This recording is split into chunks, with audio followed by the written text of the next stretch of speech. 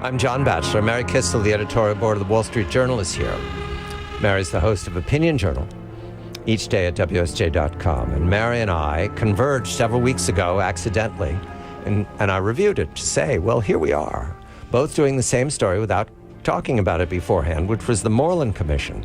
And one thing leads to another when the metaphors roll over a rock in New York State, and you come up with something's wrong here. Something's wrong that we don't understand. And we welcome tonight our colleagues, Ed Hayes, a consigliere, who happens to know and introduces me to a man he's known for many years, since the ground zero and the crisis in New York, working for George Pataki, John Cahill, who is now a candidate for the Attorney General of New York. But we are also, all four of us, share our concern and our passion for New York City. And New York City is now under new governance. Mr. de Blasio is a new mayor, and he's chosen Bill Broughton, a friend of Eddie's for many years, as the police commissioner and a client. Bill Broughton is a veteran police commissioner. He worked here once before. He's worked in several other cities, successfully rescued the LA Police Department after the crisis of the 20th century. And he's back in New York. Mr. Kelly was very successful, but Mr. Kelly was a target of the campaign of Mr. de Blasio and other Democrats. The matter had to do with stop and frisk. The puzzle for us is the policing of New York is so successful, we don't want it to change. And John, I'm going to turn to you on this because I'm not sure how lines of control and authority work. But as Attorney General, independent Attorney General in Albany, you would be concerned about the policing matters in New York. There are ongoing contests, debates here about what is adequate policing, what is correct policing, what is to concern ourselves with. We know that there have been a number of shootings up in these last 6 months since Mr. Kelly's departure under Mr. Bratton.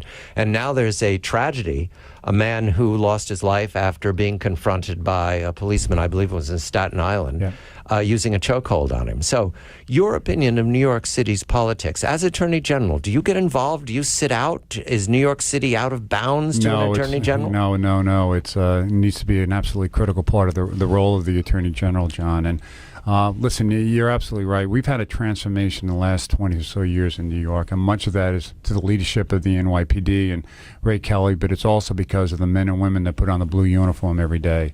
They have done an absolutely remarkable job of making our streets safer and therefore laying the groundwork for the economic growth that we've seen in the city over the last 20 years.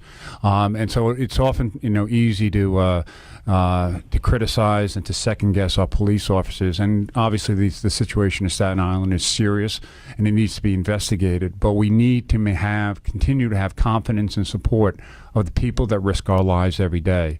And I see there's an undermining of that, seems to be an undermining of that support, whether it's stop and frisk, holding police officers personally liable for the fulfillment of their responsibilities, and trying to paint all the police officers some sort of, rogue individuals when they're not. They are dedicated individuals, and I think we need to have a mayor. I know we have a police commissioner, but we need to have a mayor that is strongly supporting the people that put their lives at risk every day.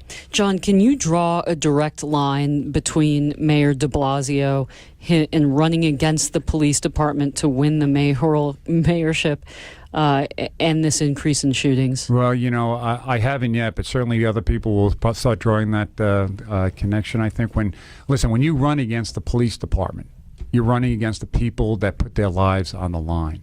And I think it's reprehensible. I mean, I think the police department needs our support. They need to know that the public is behind them. Yes, there absolutely needs to be accountability when something goes wrong, but we shouldn't have to go after them in a way that undermines their ability to do their job. And, making them, if you would, political targets, as opposed to defending their actions, supporting them, and yes, holding them accountable when they're wrong, I think is way out of bounds in politics.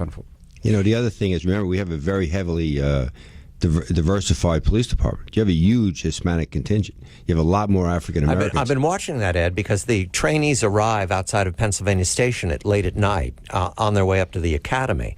And it is a very, very strong, healthy-looking youth from all directions. Absolutely. A lot of them look ex-military. Right, and a lot of them look like they've been in the weight room, too. But if you look at their name tags, there's a lot of Hispanic name tags there. But, Eddie, Bratton, is he a little bit to blame here, too? Because For example, he ordered that every police officer, the NYPD, be retrained on chokeholds instead of saying, let's investigate what happened to this guy on Staten Island and target people who we know have problems. Why do we have to re-educate the whole force? I'm in a distinct minority here in regard to that incident, because I'm not forming an opinion till whether I know what happened at the bottom of that melee that went on there. I don't know whether this guy was huge, and if you watch his first response to the police department, he was going to fight. I mean, you could take a look at the guy, and of course, if he had grabbed the gun out of somebody's holster and shot one of the cops, they say, "Oh, what a terrible tragedy it is." Well, you know what I mean? That's why you put your arm about somebody's throat. But in any case, do I think Bratton was wrong? I think that you have a mayor that thinks that Al Sharpton should be running the police department, and that has consequences. There's no other way to look at it. Let's bring it back to the Attorney Generalship. Mr. Schneiderman, let me guess. Where is he? We're looking for him, John. Let me guess that Mr. Schneiderman has not commented at length on the investigation, on stop and frisk, on Mr. Bratton, on any of these controversies. You know, his press secretary has a really easy job. All he has to do is say no comment on every issue facing New Yorkers. And although we're laughing about it, that I did not know this was true till tonight, John. It's surprising to me, given the passion about this story, stop and frisk in New York. It's been weeks. Mary and I started worrying about this right away. We were finding incidents in the subway to worry about.